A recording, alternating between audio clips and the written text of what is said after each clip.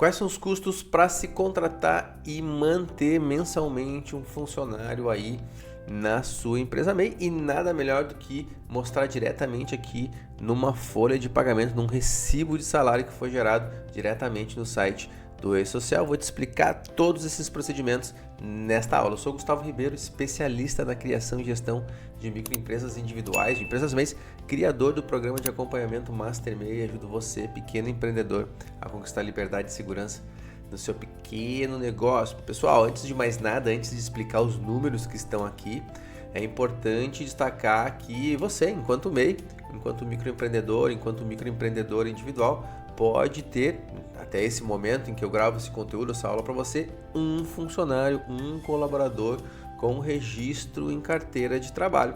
E todo esse processo, desde o registro, passando depois pela folha de pagamento e depois também pelo pagamento dos tributos referente à folha de pagamento, que é o que a gente vai conversar aqui, os custos para se manter esse funcionário, todos esses processos são realizados através do site do governo federal que se chama E-Social. Lá dentro do E-Social tem um ambiente específico para você que é MEI, para gerar suas folhas de pagamento e fazer a gestão do seu colaborador de forma simplificada. Então a gente tem um E-Social simplificado, que ele é específico para empresas MEIs. E lá dentro, então, mensalmente você vai fazer a geração da sua folha de pagamento.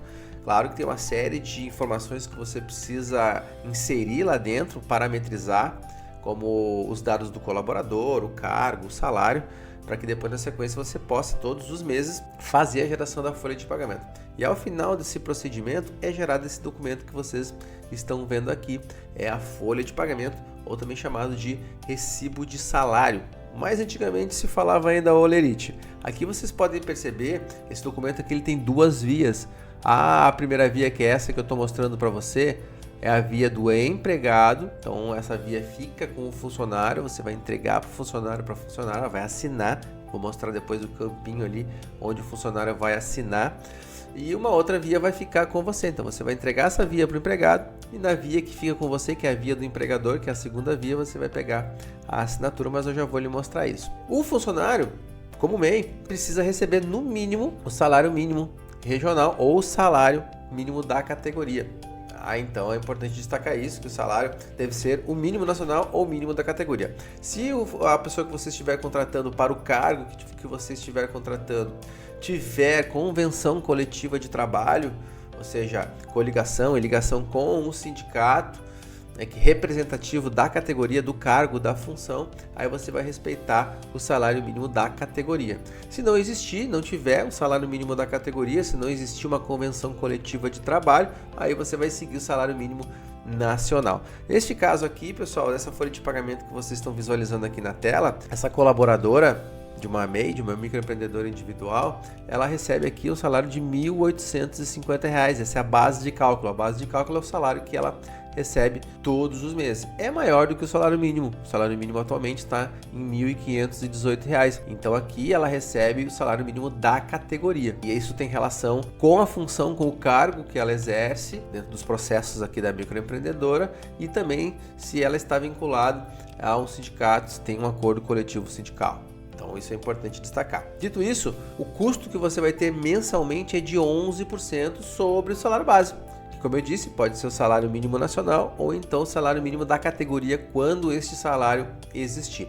Dentro desses 11%, e a gente já vai ver aqui nesse documento que está na tela, dentro desses 11%, você vai estar pagando 3% de INSS, que é a chamada contribuição patronal, que é a parte do empregador, e também 8%, fazendo um recolhimento de 8% para o FGTS, o Fundo de Garantia por Tempo de Serviço deste colaborador. Então é 11%.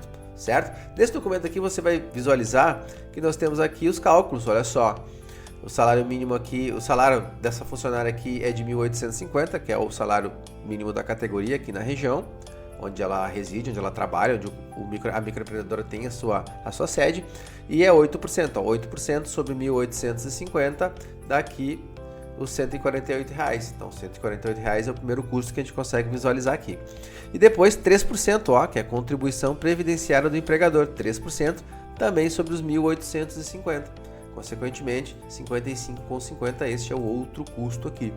E basicamente esses são os dois custos que se tem aqui, com relação aqui à questão tributária e de contribuições. Aqui mais abaixo você consegue ver a descrição, ó. O salário é de 1.850, tá aqui. A contribuição previdenciária, que é a parte do funcionário, que é do colaborador, tá aqui, ó, 143,73. Inclusive você vai ver que essa informação aparece aqui também, ó, 143,73, tá aqui, ó. A contribuição desse colaborador aqui, dessa microempreendedora, foi de 7,8% sobre o salário. Isso deu 143,73. E ainda é importante destacar a necessidade, se for o caso, de você considerar aí também nos custos, além do FGTS, como nós vimos, e do INSS, a parte do empregador, a questão aqui do Vale Transporte. Olha só, esta microempreendedora aqui concede Vale Transporte para a sua funcionária e, em contrapartida, desconta o valor aqui, descontou o valor de R$111, que pela legislação é 6% sobre o salário. Então esses R$111 aqui, se você calcular, você vai ver que é 6% sobre os 1.850, sobre o salário aqui dessa funcionária, certo? Óbvio que ela, provavelmente, essa microempreendedora aqui, concede um valor maior do que R$111 ao longo do mês, mas ela pode, pela legislação, descontar esses 6% de R$111. Então, o Vale Transporte também é um custo aí que você precisa considerar nos cálculos, além do INSS e além do FGTS. Então tá aqui, os valores que precisam ser pagos para o governo agora é o valor de R$148, que é os 8% referente ao fundo de garantia dessa funcionária, 55,50 a parte do INSS, a contribuição patronal é a contribuição do empregador, mais o recolhimento que a gente fez aqui, a gente fez o desconto, né, do funcionário, da funcionária aqui, 143,73, a empresa faz o recolhimento, a retenção e depois envia esse dinheiro para o governo. Então esse 143 aqui com 73 foi a parte que foi descontado do funcionário e que a gente vai repassar agora para o governo. Então na prática, se você realizar os cálculos, o que vai ser pago para o governo via DAS é o somatório desses três valores aqui, ó. 148 mais 55,50 mais 143,73. Lembrando que o 143,73 não é um custo, porque isso aqui é só um repasse que foi descontado aqui do funcionário. E onde é que é pago esses valores? Aqui é só a folha de pagamento, aqui é só um demonstrativo dos valores recebidos e pagos para o funcionário e as retenções que foram feitas. Depois que você faz a folha de pagamento, no final do processo é gerado um DAI, documento de arrecadação do E-Social, onde você vai fazer o recolhimento desses impostos, desses valores que estão descritos aqui, discriminados aqui, tá bom? Mas antes de mostrar o DAI, eu quero mostrar mais aqui abaixo. Nós vimos inicialmente essa primeira via aqui, que é a via do empregado, e aqui abaixo nós vemos a via do empregador. Aqui, ó, via do empregador, escrito lá em cima. São as mesmas informações da primeira via, exceto que essa é a via que vai ficar com você, MEI, com você, microempreendedor individual.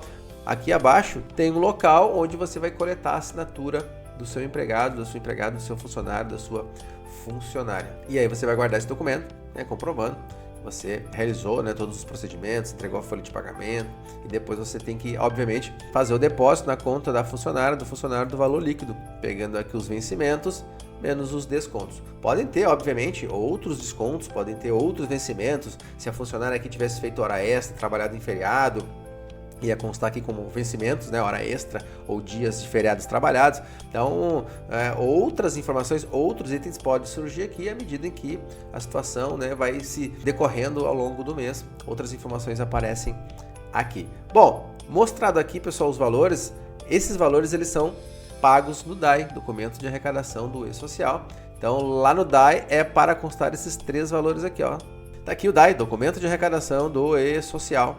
É aqui então que assim que você fecha a folha de pagamento, aquele documento que nós vimos agora há pouco, é gerado esse documento para se fazer o pagamento dos impostos devidos. Então aqui você vai visualizar exatamente o que nós vimos lá na folha de pagamento. Você vai pagar aqui 143,73 referente à parte do empregado, ó, aquele valor que nós descontamos do empregado na folha de pagamento dele. Agora a gente vai repassar para o governo esse valor, pagando esse documento. E vamos pagar aqui os 55,50 referente à contribuição previdenciária patronal, que é a contribuição da sua empresa, do empregador, mais o fundo de garantia por tempo de serviços, 8% sobre o salário, R$ 148. Está aqui o total deste DAI. Ele vence sempre no dia 20 do mês seguinte. Então, se você está fazendo o fechamento da folha de pagamento, por exemplo, no mês de agosto, o vencimento desse DAI, desse documento de arrecadação do E-Social, é para o dia 20 de setembro. Sempre funciona dessa forma. Então, o vencimento dos impostos trabalhistas de um mês sempre vence no dia 20 do mês seguinte. E eu recomendo fortemente, né, pessoal? Vejam que bastante informação, umas questões bem mais técnicas, né? Envolve legislação trabalhista, sempre importante ter o acompanhamento. É uma pessoa que vai lhe assessorar nesse procedimento, nesse processo, para que você não cometa nenhuma falha e não tenha nenhum tipo de dor de cabeça aí com processos e questões e queixas, né, trabalhistas. Então, recomendo fortemente que você procure um profissional. Nós aqui desenvolvemos esse trabalho há muito tempo já junto aos microempreendedores e outros tipos de empresas também.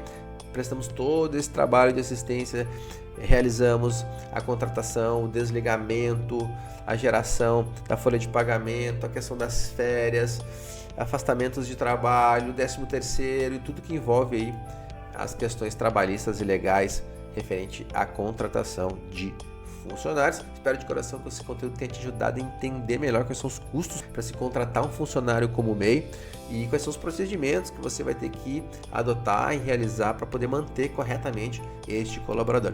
Se não é inscrito no canal, tem que se inscrever, tem conteúdo novo e importante para você que é MEI toda semana por aqui. Por hoje era isso, fica com Deus, um forte abraço e até o próximo conteúdo aqui do canal.